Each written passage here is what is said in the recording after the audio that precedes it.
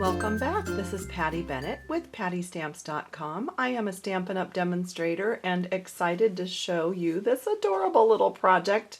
Isn't this fun? It's a little note card holder. I got the idea online from Di Barnes. She is a Stampin' Up! Demonstrator in Australia. And I downloaded her tutorial. She has step-by-step instructions along with the folding instructions and a diagram. So I wanted to show you the alteration that I made, and this is something you might want to do. So when I created hers, it has just one fold here on the spine. So this little folder could hold a couple of note cards. You can see that I just have the Stampin' Up! 3.5 by 5 note card in here, one in each side with an envelope, and that fits perfectly. You could do a photograph and a family letter, you could do gift cards, you could do some project life cards, you could put anything in here. But I decided this would make a terrific little gift for teachers, for a co-worker, maybe someone at your bank, your hairdresser, any, friend, anybody. So I wanted it thicker. See, I wanted this to have some width. So here's the original one. You can see it's just fairly flat. And then I wanted to make it thicker. So I altered her pattern by simply doing 2 score lines instead of 1.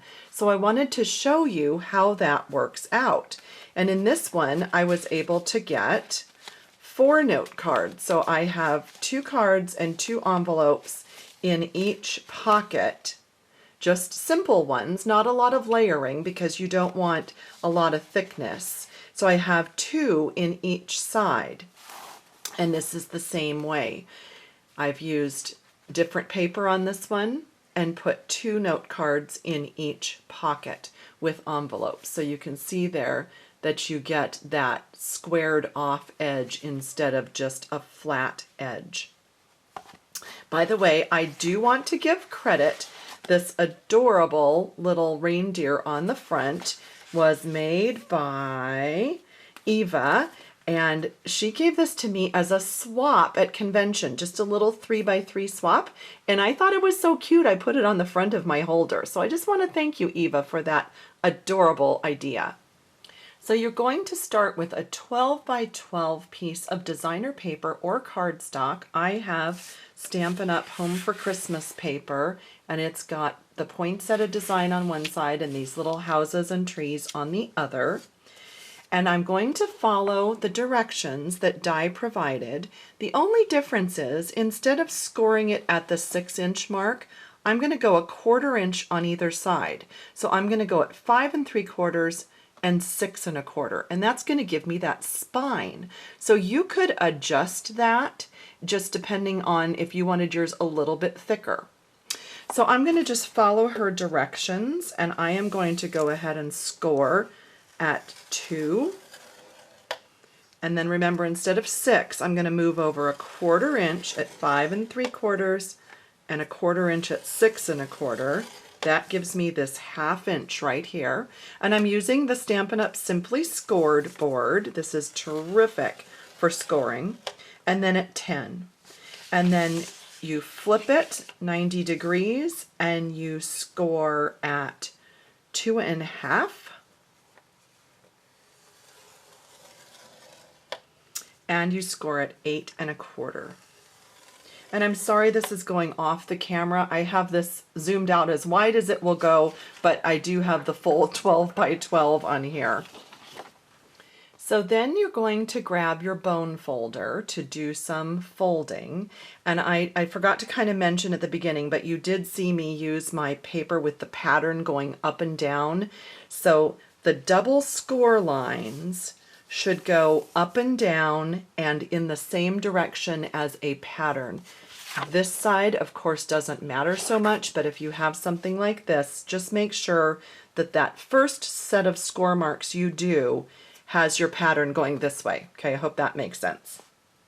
And then I'm just going to go ahead and follow her directions. So we have the 2 edges that were scored at 2, folding in. and then opening them back up. And then these little corner sections, they're not squares, they're rectangles, but you want to kind of put your finger up here at that 2-inch score mark and fold down. So it doesn't come all the way to this score mark because this is a rectangle, and that's a square. But you're just going to do that on all 4 corners. And using your bone folder is definitely the best here. This is the best way to make a great little score mark. Okay, so all 4 corners are in, and then these get folded in. Okay. And then you flip it over and you fold down on a score mark and you fold up on the score mark. And if you've done it correctly, these 2 overlap. So do you see that they overlap just by, it's about a 1/2 inch or so. And that's what you're going to do. You're just going to tuck this under. You don't even need glue for this. Like, how cool is that? That's what's going to hold it together. Now on Di's version, of course, you'd have 1 score mark and you'd just simply fold this in half. But on my version, I've got 2 separate score marks. Whoop, that went flying. And so I'm folding it and using my bone folder twice.